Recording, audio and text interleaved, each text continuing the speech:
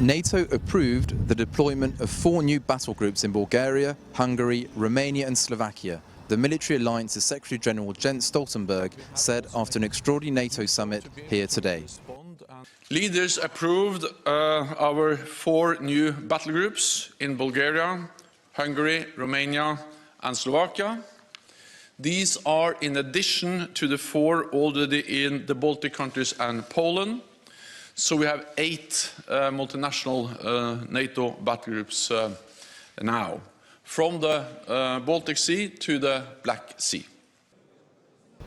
Stoltenberg also said that NATO has activated its chemical, biological, radiological and nuclear defence elements, and its allies are deploying additional chemical and biological and nuclear defences.